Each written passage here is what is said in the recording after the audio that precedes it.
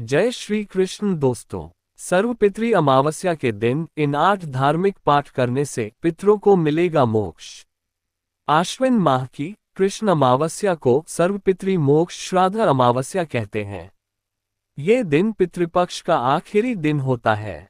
अगर आप पितृपक्ष में श्राद्ध कर चुके हैं तो भी सर्वपितृ अमावस्या के दिन पितरों का तर्पण करना जरूरी होता।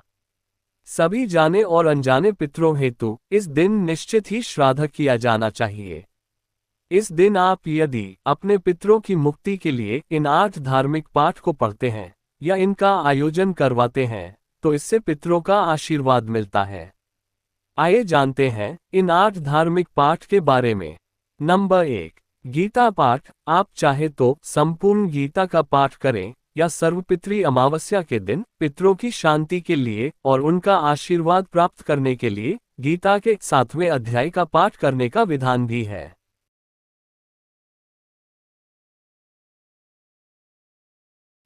नंबर 2, पितृसूक्तम। पितृसूक्तम अत्यंत चमत्कारी मंत्र पाठ है।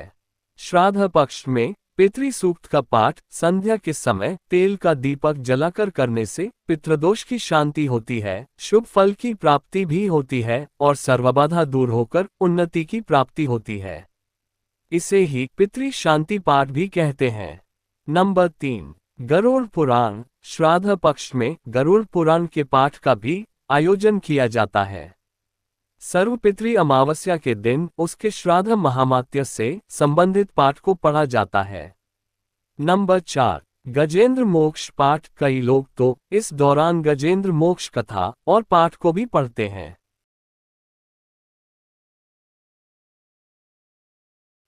नंबर 5, रुचिकृत पितृ स्तोत्र। संपूर्ण श्राद्ध पक्ष या सर्वपितृ अमावस्या को रुचिकृत पितृ स्तोत्र का पाठ भी किया जाता है। इसे ही पितृ स्तोत्र का पाठ भी कहते हैं। अथ पितृ स्तोत्र। नंबर 6, पितृ गायत्री पाठ। इस पाठ को पढ़ने से भी पितरों को मुक्ति मिलती है और वे हमें आशीर्वाद देते हैं।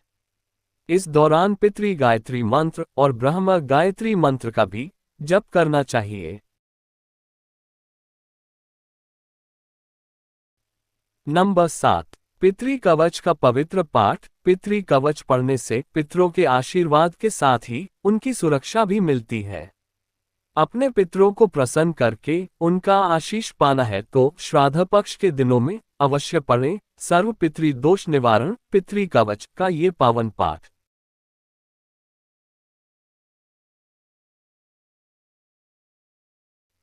नंबर 8, पितृ देव चालीसा और आरती। हे पितरेश्वर, आपको दे दियो आशीर्वाद। ये पितृ चालीसा पढ़ने से भी पितृ प्रसन्न होते हैं। सर्वपितृ मोक्ष अमावस्या से जुड़ी कथा। पुराने समय में अग्निश्वात और बर्हिष्यपद नाम के पितृदेव थे। उनकी मानस कन्या थी अक्षोदा। अक्षोदा ने अश्विन मास की अमावस्या पर पितरों को प्रसन्न करने के लिए तप किया था। तपस्या से प्रसन्न होकर सभी पितर देवता अक्षोदा के सामने प्रकट हुए। उस समय अक्षोदा का पूरा ध्यान एक तेजस्वी पितर अमावसु की ओर ही था और वह उन्हें अपलक निहारती रही। उसने अमावसु से कहा, वरदान में आप मुझे स्वीकारें, मैं आपका संग चाहती हूँ। अक्षोदा की ये बात सुनकर सभी पितर देवता क्रोधित हो गए।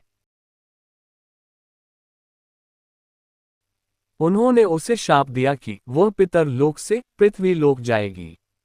ये सुनकर अक्षोदा को अपनी गलती का एहसास हुआ और वह क्षमा याचना करने लगी। तब पितरों ने दया कर उससे कहा कि वह मत्स्य कन्या के रूप में जन्म लेगी। भगवान ब्रह्मा के वंशज महर्षि पाराशर उस मत्स्य कन्या को पति रूप में मिलेंगे और उसके गर्भ से भगवान वेद व्यास जन्म लेंगे। इसके बाद फिर श्राप मुक्त होकर वह फिर से पितर लोक में वापस आ जाएगी।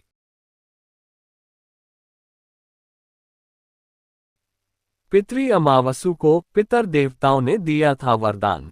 सभी पितरों ने अमावसु की प्रशंसा की और वरदान दिया कि आपने सौंदर्य और स्त्री के आगे अपने मन को भटकने नहीं दिया और अपने संयम और नियम पर आप टिके रहे। इसलिए आज से ये तिथि आपके नाम से अमावसु के रूप में जानी जाएगी। मान्यता है कि तभी से ये दिन पितृमोक्ष अमावस्या के रूप में प्रसिद्ध हुआ है।